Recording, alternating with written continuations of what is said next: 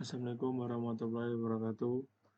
Kenalkan, nama saya Muhammad Ibnu Nabi Mustafa dari kelas 1A Teknologi Informasi. Di sini saya akan menjelaskan apa itu cloud computing beserta contohnya. Pengertian cloud computing, sederhananya cloud computing atau komputasi awan adalah metode penyimpanan berbagai layanan melalui internet. Sumber data yang dimaksud contohnya adalah aplikasi seperti penyimpanan data, server, database, jaringan, dan perangkat lunak. Daripada penyimpanan banyak file di hard drive atau penyimpanan lokal di komputer atau handphone, penyimpanan berbasis cloud memungkinkan Anda menyimpan file selama Anda memiliki akses ke internet. Penggunaan sumber daya berbasis on-demand ini menawarkan skalabilitas dan fleksibilitas yang hampir tidak terbatas. Pasalnya, kebutuhan Anda akan cloud computing senantiasa berubah atau dinamis. Contoh pemanfaatan cloud computing dalam bidang kesehatan, yaitu telemedicine. Telemedicine adalah pelayanan kesehatan jarak jauh. Teknologi ini memungkinkan dokter berkomunikasi dengan pasien untuk melakukan berbagai macam layanan pengobatan melalui media internet. Telemedicine juga didefinisikan sebagai transfer data medis elektronik dari satu lokasi ke lokasi lainnya via online. Telemedicine dapat dikatakan sebagai alat yang dapat membantu banyak orang dengan beragam masalah kesehatan. Sangat banyak manfaat yang ditawarkan dalam penggunaan telemedicine, seperti halnya efektivitas waktu, biaya, dan tenaga. Artinya, pasien tidak perlu untuk jauh-jauh datang ke rumah sakit yang menghabiskan banyak waktunya di perjalanan. Biaya bahan bakar dan fisik bertahan di tengah-tengah kemacetan untuk berkonsultasi masalah kesehatan dengan dokter, cukup dengan memanfaatkan teknologi informasi seperti halnya email atau bahkan video conference dan lain sebagainya. 2. Contoh pemanfaatan cloud computing dalam bidang transportasi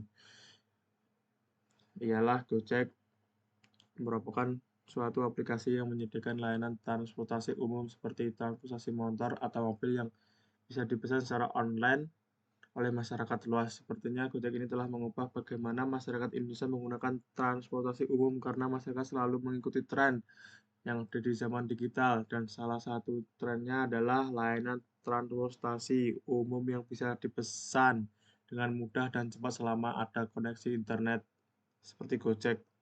Hanya saja Gojek memegang sebagian besar pasar Indonesia karena selain prosesnya yang mudah, Gojek juga menyediakan banyak layanan dan merupakan produk keluaran anak bangsa sehingga lebih mudah diterima oleh masyarakat dibandingkan dengan aplikasi lainnya. Semua hal ini bisa terjadi karena Gojek merupakan salah satu contoh dari penerapan sistem informasi yang bermanfaat untuk masyarakat. Sistem e-commerce, walaupun sistem e-commerce bisa digunakan oleh aplikasi toko online, tetapi Gojek juga membutuhkan karena dapat beberapa layanan di aplikasi Gojek yang memerlukan bantuan sistem e-commerce ini agar bisa berjalan. Contohnya, instan kurir. Gojek menyediakan jasa instan kurir untuk pengiriman secara real time. Nah, untuk menjamin keberhasilan instan kurir ini, sistem e-commerce dapat menentukan harga yang perlu dibayar berdasarkan jarak tempuh dan waktu yang diperlukan untuk mengirimkan barang dari lokasi pengemudi ke konsumen. Transport. Layanan transport juga merupakan layanan utama Gojek. Untuk memberikan layanan tersebut, Gojek menggunakan sistem e-commerce untuk menentukan lokasi penumpang, tempat tujuan, dan memberikan konfirmasi harga yang perlu dibayar. Food delivery. Peran sistem informasi juga penting dalam menyediakan food delivery karena konsumen bisa tahu apa saja menu makan yang tersedia, biaya yang perlu dibayar untuk makanan atau jasa pengiriman, dan berapa lama waktu yang dibutuhkan agar pesanannya bisa sampai. Shopping. Shopping merupakan contoh utama dari sistem e-commerce karena konsumen bisa membeli barang yang ada di toko dengan biaya yang pasti dan tanpa perlu datang ke tokonya. 3. Contoh pemanfaatan cloud computing dalam bidang pendidikan. Di dunia pendidikan dengan adanya cloud computing memungkinkan seorang pengajar tidak perlu membawa kemana-mana personal komputernya ketika ingin mengajar di sekolah. Informasi mengenai materi yang akan diajarkan atau tugas dapat dengan mudah disampaikan melalui media cloud computing. Seorang murid juga tidak perlu repot-repot menggunakan flash disk untuk dapat memperoleh materi pembelajaran dari gurunya. Cukup share and download. Sistem informasi terkait nilai dan data siswa juga akan semakin mudah diakses baik oleh siswa maupun pengajar. PC hanya digunakan untuk menyimpan data-data yang sifatnya pribadi dan rahasia dengan alasan rendahnya kepercayaan penggunaan akan keamanan penyimpanan data secara online. Sistem informasi akademik digital merupakan salah satu contoh penerapan cloud computing. Salah satunya adalah SiAkad Online. SiAkad Online merupakan penyedia jasa layanan cloud computing khusus di bidang pendidikan level perguruan tinggi di Indonesia. Pihak kampus sebagai pengguna cukup melakukan pendaftaran secara online. Setelah mendapat konfirmasi dari pihak penyedia layanan, pihak kampus dapat langsung menggunakan sistem informasi akademik dengan fitur-fitur yang telah disediakan oleh penyedia layanan.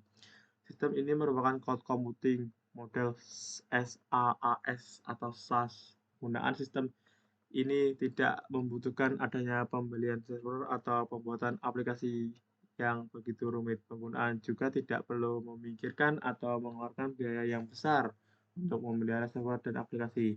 Semua itu sudah menjadi tanggung jawab pihak penyedia layanan. Contoh lain yang umum sering digunakan oleh pengguna baik di bidang pendidikan adalah produk-produk yang dibuat oleh Google seperti Gmail, Google Doc, Google Calendar, Google Site, Google Form, Google Slide, Google Hangout, Google Drive, dan Google Doc. Pengajar dan pembelajar dapat membuat dokumen tanpa menginstal aplikasi pengolah kata di komputer. Cukup terkoneksi dengan internet dan mengakses layanan Google Doc tersebut untuk membuat dokumen baru maupun melakukan editing file dokumen. Untuk mendapatkan semua layanan tersebut, pengguna cukup melakukan pendaftaran secara online dan langsung dapat menggunakannya tanpa harus memikirkan jumlah server, collection server, atau pemeliharaan aplikasi yang digunakan. Semuanya menjadi tanggung jawab pihak Google sebagai penyedia jasa layanannya. Sekian dari saya, kurang lebihnya mohon maaf. Wassalamualaikum warahmatullahi wabarakatuh.